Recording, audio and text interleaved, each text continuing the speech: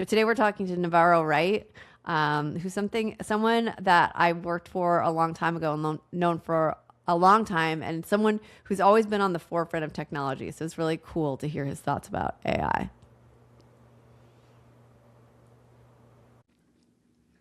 Great. Well, today I'm super excited to introduce someone that I've known for a very long time. Navarrow Wright and I used to work together at Goldmine, which is a media company co-founded with Russell Simmons, where he was CTO. After which he was CTO of BET Interactive, and then went on to Meta, where he helped them launch Reels. Now he's CTO and COO of Mirror Digital, and we're going to talk today about how people are adopting AI and what he's seeing in the digital world. Welcome, Navarro. Sarah, I appreciate it. Becca, thanks for having me. I love what you guys are Welcome. doing, and I'm humbled to be a part of the journey. So thank you for Oh, having me. please, we're the humbled ones. Yes, thanks. Agreed. Uh, you've been doing this for 3 decades.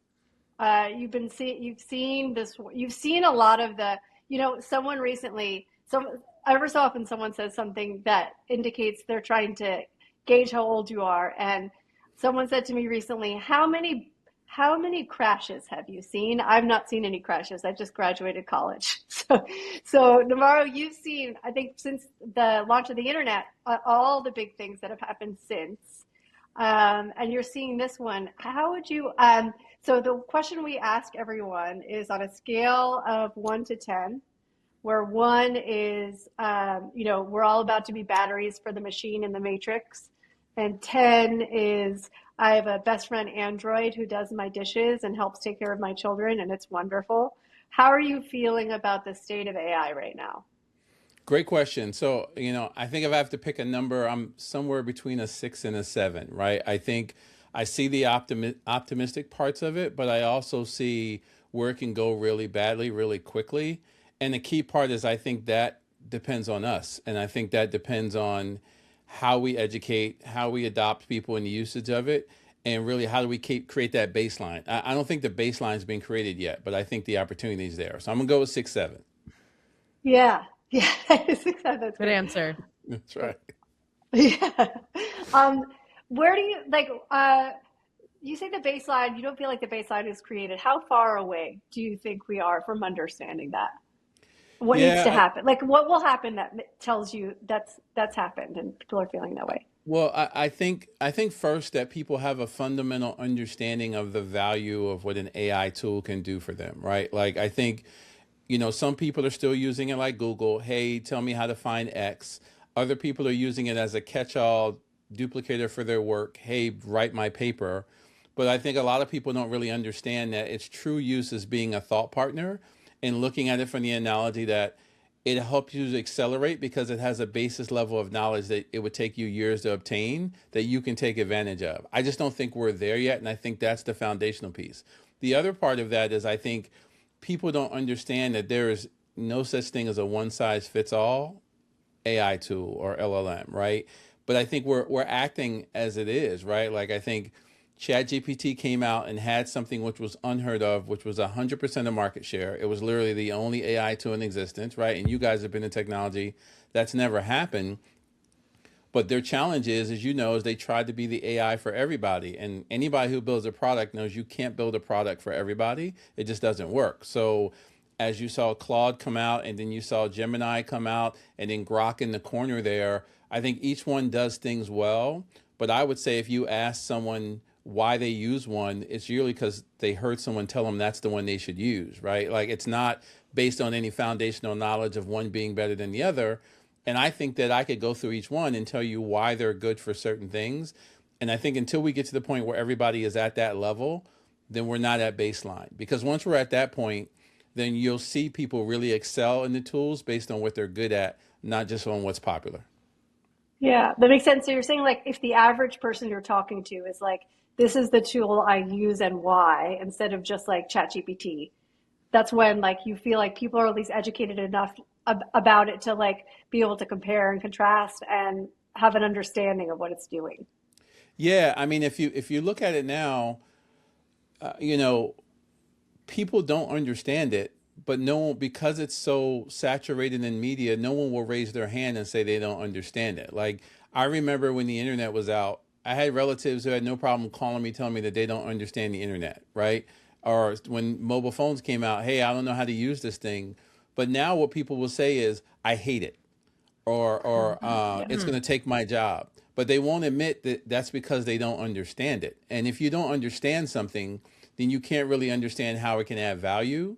And then the other thing we have is, I look at it as like a flea market where you go and everybody's trying to sell you wares. It's like, hey, here's my prompts. Here's my custom GPT. Hey, here's the get rich quick, prompt that you can use to become a millionaire tomorrow. But no one who's taking those things understands how they work. So then you have mass adoption of a tool, people who don't understand it, who are afraid of it. And the people who are using it without any foundational guardrails. So how can you have foundation in that, right? Because there's no level base. I think in the other technologies, there's a level base that has been acquired because that technology rolled out gradually over time. But for AI, it was just here. And then you have people making knee-jerk reactions because it exists. Yeah. Yeah, you have children would you call them adult children or teenagers? They seem to be. I'll call them adult children when they are no longer financially dependent on me 100%. So let's call them young adult children for the sake of the Young conversation. adult children.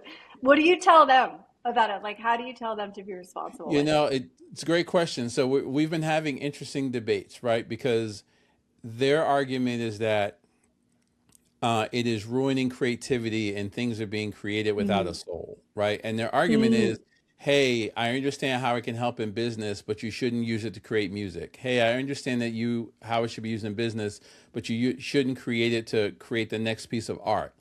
And my argument back to them is, this is not new. There's always been some new tool to do something. So, on the music side, I talked to my son. I said, you use a beat machine. Are you creating the music, or is the beat machine creating the music? The beat machine is technology, and you're not in the machine, so you can't say that it's not translating some version of what you're giving it and creating the output.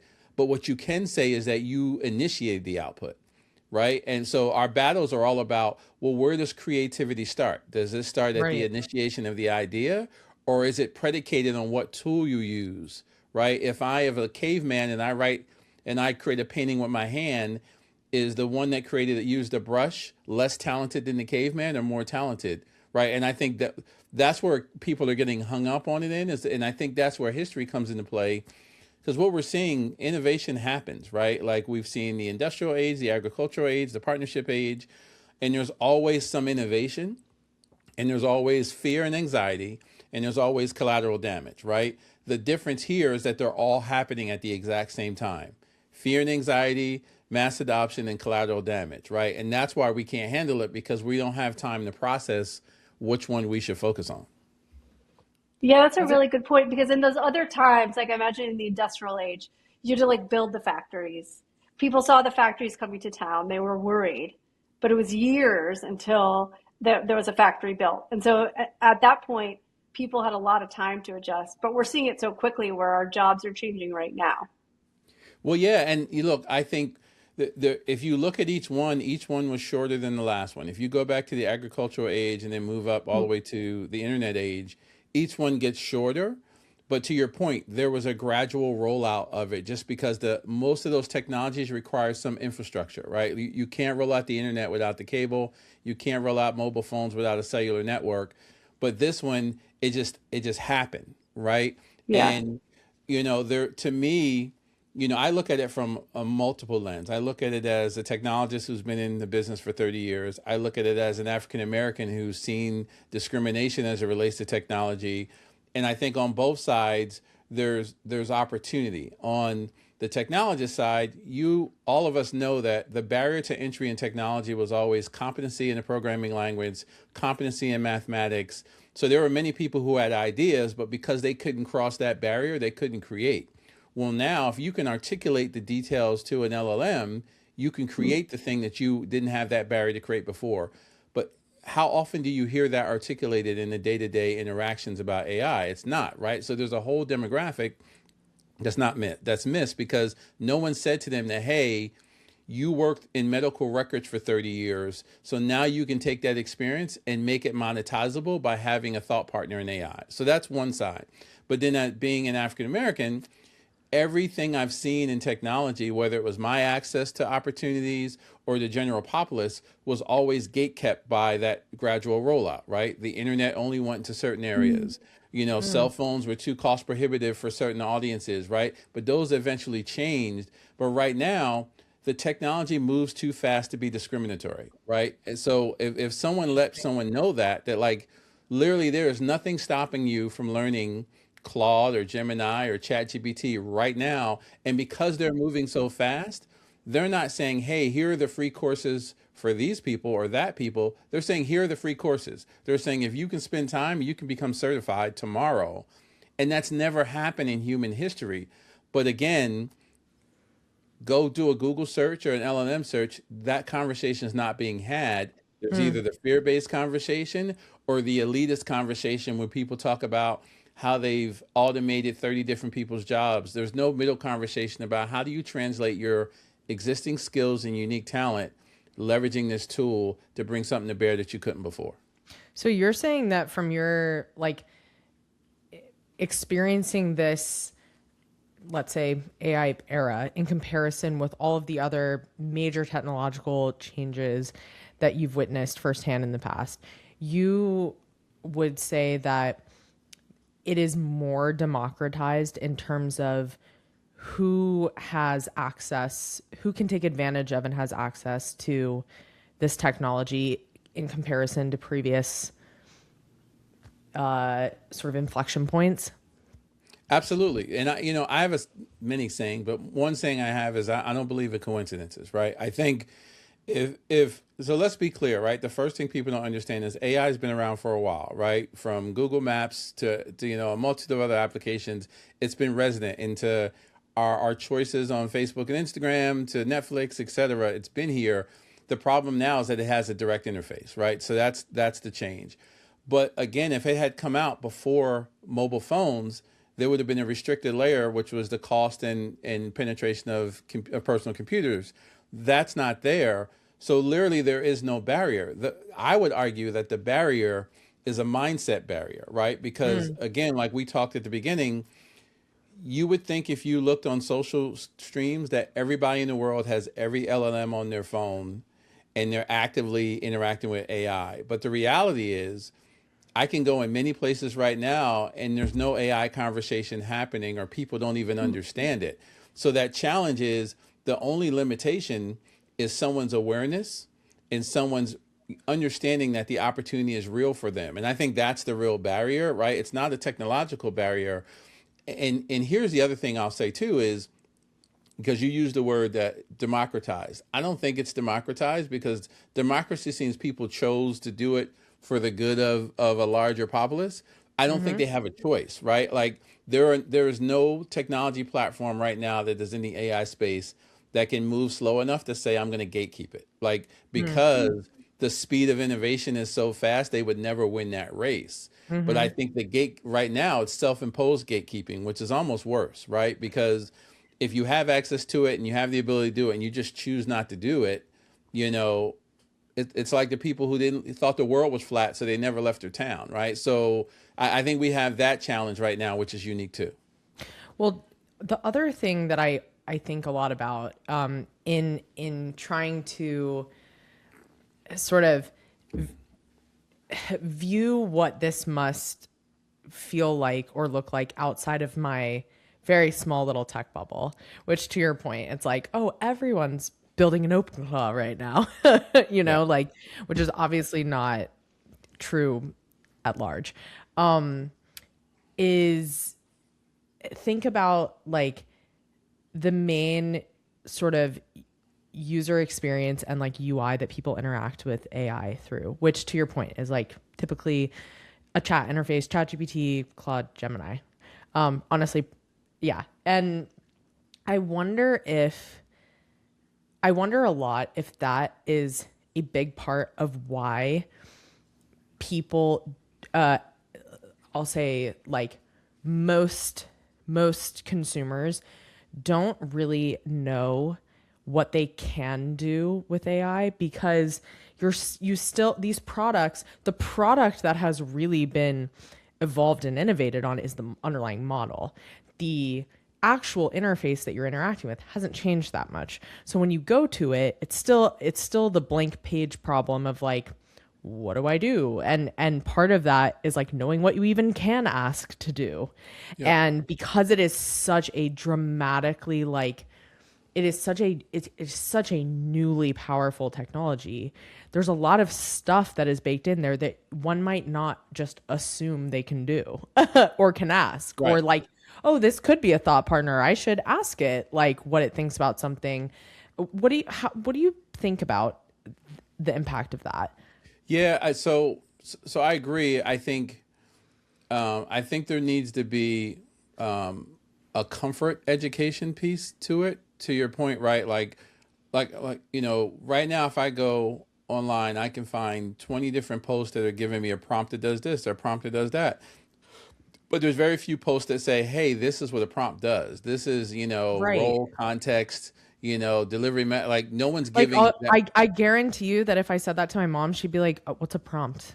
Right, know? exactly. But here's the other way around that too, though, is I'm a big believer. I've been successful in technology because almost every role I've had the role of a translator. So how do you understand the technology enough to deliver on it, but how do you articulate it in a way that you un-blackbox it? Like, I'm gonna date myself because Sarah already said we've been working together for a long time. My first programming language was COBOL, right? Oh, So nice. COBOL was you write it in a long line and then you print out these reams of paper and you have to go line by line to find your mistake.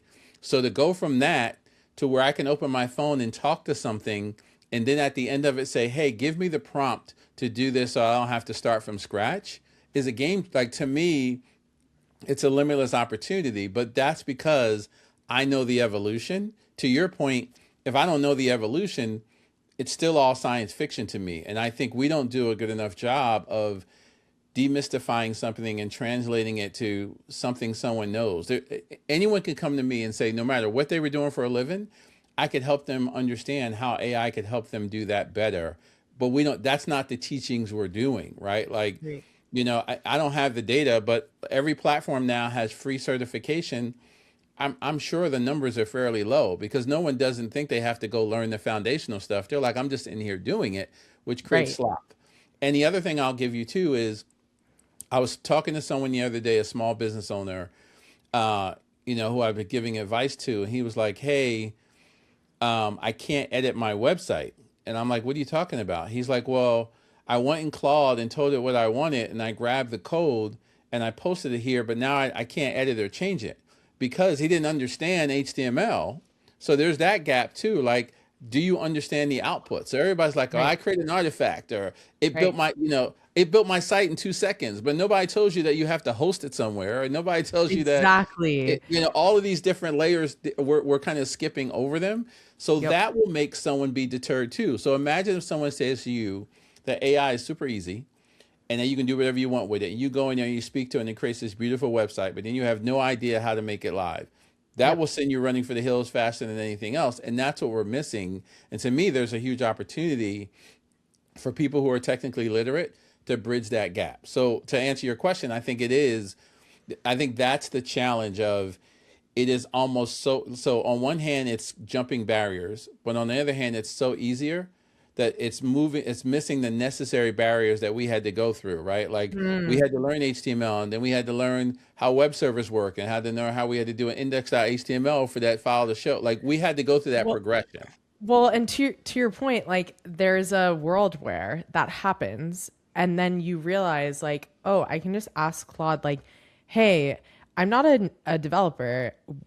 Why isn't this why can't I change this website and have it teach you, oh, well, this is how HTML works.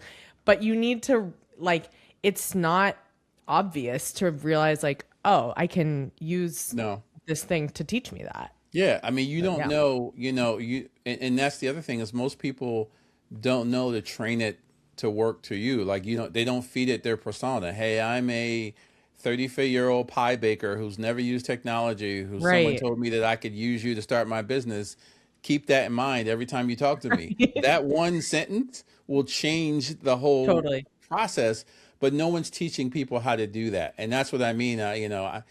I've called it a cesspool. I mean, it's like I watch so much now and just so many people who just have no prior training.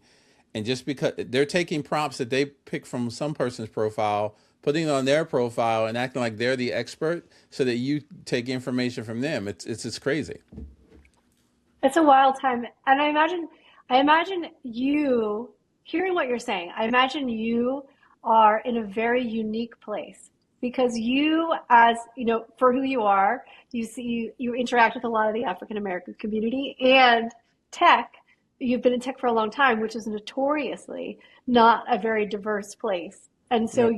you have insight into the tech community as well. I imagine if I'm in that situation, if I'm you, I want to run to hilltops and I just want to scream at people to get in this, get started. Who are you seeing that is doing this well? Like, are you seeing creators now that are starting to get involved in this space, or do you feel like you're like just running through town yelling and trying to get people Yeah, involved? no, no, great question. I think that I think there are like I think her name is Sabrina Romanoff. I think that's one.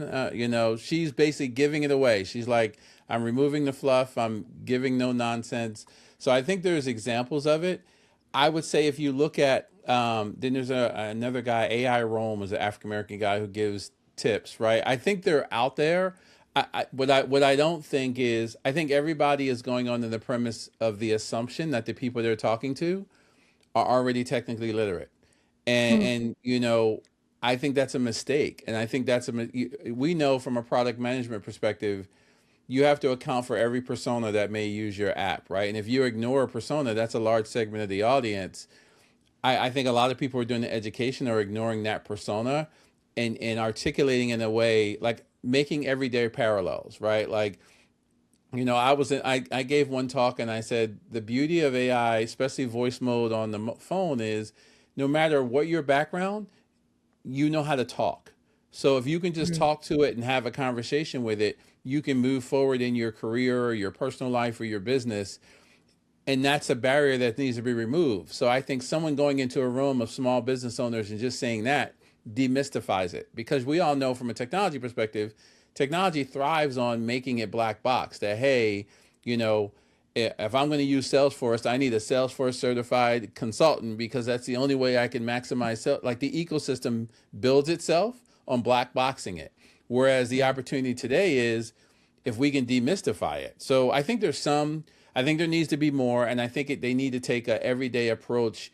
Like I started a series called the ABCs of AI, and I really take a term and I articulate it, and I use AI to kind of craft a script, and I say, look, give it to me at an eighth grade level, right? And that is so that, and no matter who hears it can relate to it. And then I go through it based on how it could affect your everyday life, how it could affect your career, and how it could affect your business if you start one. Because I think those are the three levels. Everyone's not an entrepreneur. Everyone's not doing it technically, but everyone can leverage it to improve their daily life, whether it's a better structured itinerary for their taking their kids to soccer, to any of those things. So I try to do that, but also help them realize that the terms map to everyday life. I think we need to do more of that. Yeah. What do you think is standing between? I know, like for the film industry is notoriously similar to what you've talked about of people are very anti-AI. And then there's people like Natasha Leone who's starting an AI agency, right? Right. And like in general, the field is really against something like that. How do you talk to those folks who are do you come from a place of you can't avoid it, you can get in now, or it's going to come for you, or like how do you talk to the people that are against it? Yeah, again, I'm a big believer in using history. People think that this is like the first time this type of innovation has happened. I think, you know, I told someone one day, I was like, when he was talking to me, I was like, well, how'd you get here? He's like, I got here in a car. I'm like, okay, did you know that there was a time when Ford created the motor car? People thought it was going to destroy horses because horses were the only way people moved around. And then I said, well, what are you going to watch this weekend? He said, I'm going to watch TV. I said, did you know that when a TV launched, everybody said it was the idiot box and that radio was the only way to have a real interaction and have your family sitting around them. And I say that to say every new innovation maps against people's fear of change and people's lack of understanding of how it can help them. Again, I think in the creative industry, we've been using technology to enhance films for a decade, right? Industrial Light and Magic, every Star Wars film, the Avengers, however you met it, right? Ask the Avatar, right? Those actors were in a green room for 2 years to create what we see. I think the challenge we're having now is that people want to jump to extremes. So I don't think an AI agency is appropriate today because you haven't crawl, walked, run the way to help current day actors understand how they can leverage the technology to get longevity, right? Like, some actors have already copyrighted their voices so that you can use my voice, but it's still of value. So I think I think you said something earlier about it's here, it's not going away. But I think in any industry, you have to be adaptable. I think in entertainment in particular, it's an industry where the actors and actresses haven't necessarily had to adapt this fast, so they're being forced into it. And I think people who are going to extremes to make it seem like people are replaceable is making the fear behind it. But we all know that we're nowhere near a place where AI, where the human in the loop factor is less important, right? Like at the end of the day, someone has to have the experience, have the use cases, have the inflection to help that be better. And I think it needs to be a partnership. And I understand why people are afraid, but again, a deer in headlights eventually gets hit, right? So you have to move with what's going on, and you have to say, well, how do I offer my services differently? How do I change the parameters of what we're doing to be successful? So I think the content one is a weird one because it is so fast. And I mean, I don't know if you've seen even some of the latest models. It's pretty game changing in terms of the level of realism. So Yeah. so I understand why they're concerned, but you see, like Ben Affleck just sold his AI company to Netflix. So like, there's again in every industry, there's collateral damage. You have to decide whether you're going to allow yourself to be the collateral damage. If you sit back and say, I don't know why this is happening, you're going to be collateral damage. But in every one of there's new innovators, right? I believe there may be an actor's first movie. So there's two sides of the equation, right? Because of the technologies, the actors inherently don't need the studios either, right? Like if a bunch of actors got together who had enough drawing power and said, I'm gonna create, all AI driven sets. We're going to do this in our apartment, and we're going to leverage our skills, and we're going to promote it. There's some movie out now called, I think, Iron Claw, by a guy on YouTube who self-funded it, right? So if you look at it holistically, there's opportunities on both sides, right? So I think that's how I would articulate it. That's really neat. I think the one thing we talk about a lot on here is when you look at the leadership of the big AI companies and how the one thing people talk about, I mean, we talked a little bit earlier about Claude and how I've switched to completely Claude over the past week because of Anthropic and how they've taken a stand. The leadership that currently exists in AI that we see is similar to the leadership we've seen in the tech industry for a long time. Do you think there's anything that can be done about that? Do you think that's going to change over the next few years? Or do you think like that's definitely a stress? The ecosystem, however, is still at a point that it's open and welcoming. Yeah, look, I think so. I think you hit on a couple points there. I think the first one is, the whole world switching from ChatGPT to Claude based on an action that was not technically oriented, but that was policy and belief oriented. But at the same time, no one's looking at whether Claude was the right tool, right? It's an emotionally based decision, right? It is, yeah. So I think my challenge is that we have to balance. I think there's another way to do it, right? Like if you move off one for those reasons, let's take a step back and say, well, what's the best one that we do? Because in 6 months, if Claude does, to your point, right? If Claude does something, because they're people. So if Claude does something that we don't like, are we now going to mass exodus to Gemini, or are we going to mass exodus to someplace else? So I think it goes back to my foundational principles, because they're not the same, right? Like I think if you look online, people are already seeing that, oh, the tokens get used a lot faster on Claude, and it's a lot more like there's all of these things that are happening that, and let's be clear, to your point about leadership, it's a master class in product marketing to go from this niche high-end AI to being the number one AI tool in the world in 2 weeks, right? So I guess my point is, like, I want us to be like, we need to, I think we should all be principled and follow our beliefs. But at the same time, does that mean that we should maybe leave all of them, or maybe use one of the open source models and create something else? I think there's the opportunity is that for us to really understand what AI needs to be. So I think that's one. I think the other one is just in terms of how the innovation is going to go. I think we want to encourage as many people as possible to be leveraging all the models for this reason, right? We all know the technology term garbage in and garbage out, right? So the reason why I'm passionate about every demographic group using AI tools is because their different perspectives are going to feed the model. So, on one hand, none of these tools are going away. So is there a counter kind of movement where we feed these tools the ideas and concepts that we believe that make them more holistic? I don't know, right? Like, I guess my point to your point about is, I don't know if just mass exodus is the right approach. We'll see. I think I think the power we have is that the AI models have already consumed all of the printed and digital documented information. The only information they have left is the human information. So to me, if you think about it from that perspective, we have real power in how we shape how those models believe, how they rationalize, what use cases we give them. But if we only have a small segment of the population feeding them those ideas, then we can't be mad that they're biased, right? So I would argue that, if we use the term human in the loop, who's going to create a company that drives the human in the loop, that drives AI to be as holistic as it can? It won't be perfect because we're all imperfect, but at least it can be more holistic, right? Like, because to your point, all the initial models have just been driven by the research, the diversity makeup set of the researchers that have fed the model up into this point.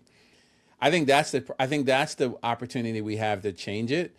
And I do think it comes by usage. I think somebody would say it's counterintuitive. If you understand how AI learns, usage is your best weapon, right? Lack of usage will send it down a path that, it'll only have a narrow phase focus of what it thinks. I think let's do mass usage. Let's all go into a tool and feed it certain information to guide its discovery in a way that we believe is fair and appropriate. To me, that's real power, but I don't think we're there yet. So, and I think the leaders are going to be the leaders. They're imperfect people. The beauty is that they have platforms to have billions of people, and those billions of people have a voice if they direct it in the right place. I think that, like, exactly what you just said is what the market looks like right now for generative AI tools, like the chat bots, let's say, that most people interact with, is sort of well laid out for people to utilize that power well, because it's not really a winner take all market right now. Meaning so you made a point like, oh, everyone switched to Claude without really thinking about like, it was Claude the right tool? I don't disagree with that, but I think that most non-technical people frankly, even a lot of technical people, there's not such a massive difference in the output between one model to another on any given day for it to matter too much. And on top of that, like, the models are constantly changing. So it kind of was looking like Yep. this, right? Like what works one week all of a sudden might not be good, and then you switch to another one. And like, it's just like if I go to Uber and the prices are too high and I check Lyft and the prices are lower, I'm going to use Lyft, and I can Yep. use them interchangeably. And it doesn't mean that I'm no longer a customer of one or the other. And so to your point, like it gives, I like what you just said, because it kind of is like, in some ways there's less, I don't feel free to push back on this, both of you, if you disagree with this, but it feels like there's less restriction for consumers, because it's like, okay, a question that I asked Gemini and a question that I asked Claude and the same question that I asked ChatGPT, sure, I'm going to get slightly different answers between the three. Is it going to be so vastly different that I'm like, oh, I cannot use that one? Probably not. So like, if I want to align my usage with the behavior of the leaders that I agree with the most or whatever, I can. It doesn't Right. affect me all that much. I don't know. What do you guys think about that? What do you think, Sarah? I'll let you go first. Yeah, I think a good question. I think that I've observed there is like a bit of a difference between the three, but none of it's unusable. To your point of like I've found I've been able to depend on some models for some things better, but none of it is like I've not observed any one of them to be consistently incorrect or like not useful. At least that's what I've seen. Yeah. I will say yes with a caveat, and the caveat will be what we talked about before about having the good foundational skills, right? Like a garbage prompt is going to give you garbage results across all Mm. three, right? And I think if we really had the data, there's more garbage prompts being fed than good prompts, right? Because to our point, like most of America doesn't even understand what a prompt really is and hasn't looked at the structure. Mm-hmm. But I also think the benefit perspective, as you mentioned before, is the way I look at it is if I'm somebody who wants to start a business, I can now have the top experts in that field with three different diverse perspectives guide me through that process day by day. Like that's a powerful statement when you look at how many times you hear stories that people are like, well, I had to figure it out on my own and I didn't have any support and I didn't have a mentor system. I agree with you. And then the other point you said about the mass exodus was that inherently Claude will now be better because it's getting fed by a mass exodus of people, a mass amount of people that it Mm. wasn't getting that input from 2 weeks ago, right? So there is a benefit to that shift, not only for the people who are following their beliefs, but the platform that receives it, right? Mm-hmm. But we have short-term memory, right? And the reason I say we have short-term memory is we'll forget the power in that movement in like a month, right? Whereas, Totally. but the Oh reality is yeah. if we really if people are like, hey, how do we leverage the power in AI? And we saw that, hey, we were able to shift a large enough scale of people to impact one platform over the other. How do we do that in a more intentful way? How do we do that in a more instructive way with an end goal in mind? And maybe we do it the other way. Like I said, like, is there a world where like in 6 months, that same Exodus takes their knowledge, goes back to the other LLM and educates it to be more holistic in its thinking and then leaves again? I mean, like this is an uncharted territory because as you guys know, it didn't work before. Like there's not a number of people who, can leave Instagram overnight that have it's just too big, right? So, Right. but we're at early enough stages with these LLMs is that you can have a meaningful impact on their bottom line and their direction by sharing that voice. We just got to align it. So I think there's an interesting opportunity, and you're right. They're all better and they're all moving, you know, and I think this will force the product team at Claude to move even faster because now they have a whole new set of data to adapt to, right? So they have that great problem of they're rolling out tools even faster now than they did 2 weeks ago. They rolled out a migration tool. They rolled out things to the free tier. So they're adapting to this influx of users, which is a masterclass in product development too at the same time. It's wild. And it's so you've given me a lot to think about because I think your perspective is really interesting because when you remember, I know like the beginning of social, like it was like Friendster and MySpace. Everyone, no matter who they were, no matter what your age, was on Friendster. You know, like those were the only platforms. That's what you went on. But now as social has gone on, like we now see the like, Facebook, like your Facebook wall, you know, is probably an older generation. And like Instagram is like the millennials. And then the really young people, I don't even know what they're using now, but there's Right. probably something that they're using. But like the everything like to people's taste and what like how people express themselves, they're picking their own platforms. And so for if we think about that for AI and how it feeds the AI, we're used to like I imagine that like when we see those demographic splits, we're going to see like demographic models split up, and that'll be really fascinating. Well, you know, it's funny. The technology world has a way of trying to correct itself. So remember I said that they were moving so fast that they can't be discriminatory. Well, then you now have OpenClaw that you need a PC to run, so there's an inherent barrier to entry. Yeah. Now, then you have Perplexity who launches computer, but they only launch it on their $200 a month plan.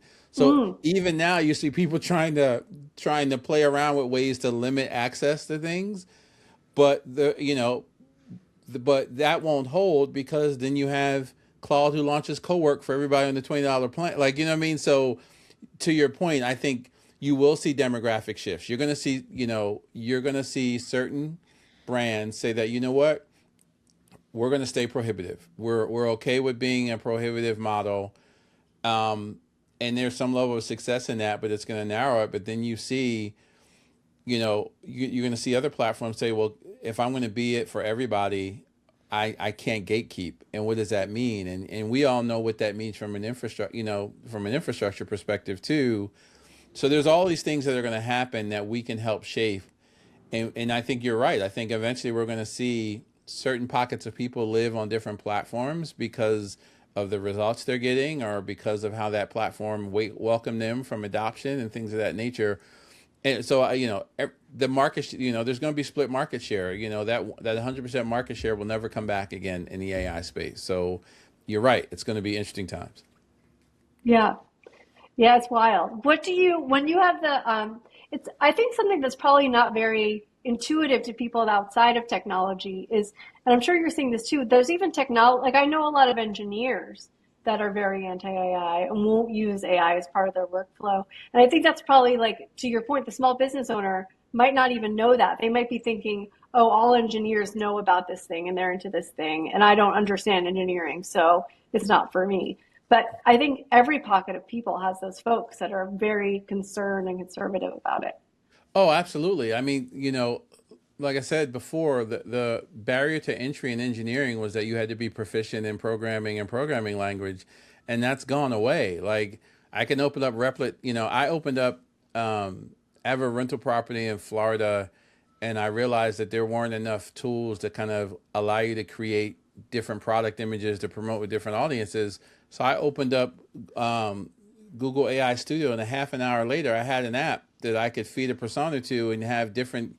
This isn't a half an hour. I didn't write any code. I didn't have to configure any APIs. I just told it what I wanted to do. So if you're a programmer who spent the last 20 years, it's like you feel like you're being marginalized. And then the problem is certain companies are marginalizing you too because they're flattening the organizations because of that. Mm. So and that's the other thing that's unique, right? Every other technology innovation, there was always a small pocket of people who were in the innovation piece, who knew the technology, who were versed in it, who weren't touched by anything that happened. I mean, we saw what happened at Block. Like that's not happening anymore because companies are seeing the efficiency gains. So they're nervous. I think to your point about the small business owner has a different problem because they don't even understand what's possible, right? The biggest issue in small businesses is your speed to respond to customers and building awareness. Now, they don't know that for $30 they could create a voice AI bot that answered all the calls and took the orders. And while they were a single person business, that to me, that's another opportunity for education to alleviate that fear. And we're talking LLMs, but I mean, AI has proliferated every tool that you can think of, but how do you educate the everyday person about that? I still think there needs to be if they understood basic prompting and basically how AI worked, then they could go back into Adobe Premiere or go back into MailChimp or go back into these tools and enable them to do those functions better because now they know how to talk to it and communicate to it. Yeah. Where do you tell them to get started when you talk to those people? I try to tell them first and foremost is to go to the platforms themselves and go through the courses, like understand prompting, right? If so, if you think about like prompting is universal across all the tools, right? There, and luckily we're not there to where OpenAI has a different prompting language than Oh, Claude yeah. and Gemini, because you guys remember those days where everybody had their own flavor. It's universal.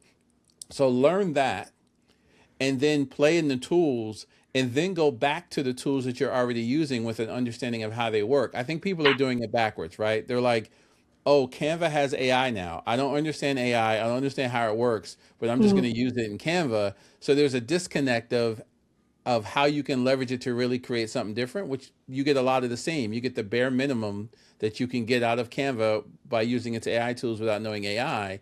What I Mm-hmm. tell them is, like, let's just understand it from a foundational perspective. Then you can go into any tool you want because you've demystified it, right? It's not this ambiguous thing that's just there. It's like, no, I can command it to do certain things and I can limit it. I don't want to boil the ocean. I can limit it to what's important to me. I only want you to focus on baking. I only want you to focus on the Northeast. I only want you to focus on this particular thing because that's what's important to me. Before, we'd have to spend thousands of dollars to get a programmer to build something that was so specific to oh, my yeah. needs, and Right. I can architect it. Right. Yeah. That's so good. I feel like too, in this episode, we'll definitely have to include some links for folks to get started because I know there's a lot of people that even listen that I get these questions sometimes of how to get started. Yeah, I mean, again, I think I would definitely link them to, Gemini has a certification course right now in AI fundamentals. Claude just launched theirs on SkillJar. I would say like literally the only YouTube is littered with littered, great I mean, videos of littered. But here's the beauty, right? Like, and we didn't even talk about this is, I do think out of all of them that Gemini has created the best ecosystem of products. So we mm, didn't even Oh, talk about interesting. how you change learning, right? So to hmm me, Notebook LM is probably the most foundational, fundamental shift in how you learn that's ever existed. Like, I don't like to read, right? I just don't. My mind's in 20 different places. I'm thinking of 20 different things. Like, I haven't read for pleasure in like a decade, right? Just because I can't Yeah. sit down, but I like to listen. So I listen to books on Audible. I watch YouTube videos. To be able to take a topic and go to YouTube and get everything about that topic and throw it in Notebook LM and say, give me a podcast that I can talk to. Give me a video overview. Give me a Yep. mind map. Give me a quiz me on it. And if you think about people in schools who learn differently or learn at different Oh, speeds, yeah. right? Like imagine a classroom where everybody has their own Notebook LM on the same topics, but they can learn at their own pace. And at the end of the year, they all end up at the same spot. Like, What you just described is to me the most magical part of what AI has given us thus far. And it is very much colored by my own personal experience and being someone very similar, like being someone who always wished there was a way to just take the same information because I love learning, but like digest it in the way that actually works best for my brain. And there's so much, I don't know, there's so much that has given us theoretically. and that's what I mean. Like there's these rich pockets of innovation that to me, when you talk about how do you get someone who's not comfortable with technology to adopt it, show them a use case that really means that has value to them, right? Like Yeah. we're all on the get rich quick use case, the have 20 employees use case. How about the hey, you don't have to be ashamed about your learning style use case, or you can go learn anything without a financial barrier. Notebook LM is free. Like Right. YouTube is free, right? Yeah. So like these to me, those are the conversations that we need to have. And I think will enable new types of entrepreneurs, right? Because, you guys both know this. Yeah, I mean, the building coding entrepreneur is one type, but really the entrepreneur is who looks at a problem, who finds an addressable market, and who finds a way to solve it, right? Yep. And there's going to be notebook LM entrepreneurs. There's going to be people who create knowledge bases and pre-program it to teach people in the education space. There are all these different tools out here. There's a layer where you never have to code, but you can create an opportunity for yourself. You can create an opportunity for a demographic that you think is in need. And again, because of the nature of it, you know, the barrier to entry is there. You know, I think there's a whole series on how do you create things without spending any money, right? I like that. And you know, you bring that down to an audience where dollars are the barrier. You know, you have a Gmail, you have all the tools that you need to have to start your business until you can pay for it. Like, we've never had that in human history. Yeah, you have me wanting to make content. See, like, that's what I mean. Yeah, I call that light bulb moment. Like, I try to push to anyone I talk to have that light bulb moment. That, look, it's not that hard. Like, I'm not that smart. I don't, you know, I didn't go through some magical process. What I did realize was very early that technology is an enabler. And if you understand that it's an enabler, then you start thinking about, well, how can it enable me in the fastest way possible? And it's easier to now than it's ever been. Like, I mean, Sarah, you remember when we were starting Global Grind? Like, the barriers there's no barriers now. Like, there literally are no I think we still had the books. I think it was like pre-YouTube. I think we still had programming Visual books. Studio books that we had. Like, I mean, like, there's no barrier to entry. And I'll look. I look at things holistically. My only challenge with the mass move to Claude is that Claude is like the Apple of LLMs. It's very polished. It's very developer centric. And my only fear is that the Claude code piece turns off someone that otherwise would be ingratiated to using AI, right? Like, that's my only fear, because if you look, everybody's gaga over Claude code, but they're not telling them that, hey, the same LLM style that you did in ChatGPT, you can do. Like, I mean, if you did a search, Claude code is, because everybody wants to, like, hey, what's that unique thing? And I know, because I'm a monitor of people, that scares some people. When you start showing when you say the word terminal, people are like, what are you talking about? Like, that is my only fear. And that's why I try to be holistic. Like, I think anybody who has a Gmail address and uses Workspace should use Gemini, only because no other platform will integrate into Workspace better than Google will, because they won't let it, right? So if you're already there, and then there's use cases. If you've written all your company documents in Workspace, you can immediately leverage AI to enhance it without having to go take 20. So that's how I think about it, right? Like, I don't think there's an absolute. I totally applaud what everyone's done to move, but I think we should balance emotion with practical. Like, what is best for I want what's best for the person. Like, in technology is all about how does that enable the person. And I don't think it's a one size fits all. I think there needs to be a balance. So I think shows like yours can educate people on just, let's look at things holistically, right? Like, you can be passionate, but let's look at what's going to help you the best. So that's my thought. Well said. Great. Well, thank you, Navarro. This is amazing. Yeah, this is great. This has been really enlightening. No, I appreciate the time, guys. I appreciate you guys having on me. I love what you're doing, and I can't wait to see the episode. Thank you so much. Great. It was wonderful No problem. having Great you. meeting you, Becca. You too. Yeah, Take care. it was good to see you. We'll have lots of content. We'll break this up into videos and things, and we'll send it to you. And I'll probably re-record my videos my video part, so there's not a doorknob in the background. So thanks. No problem. I'll talk to you soon. Take care. It's good to see you. Thank you so You too. much. All right. Bye-bye. Bye.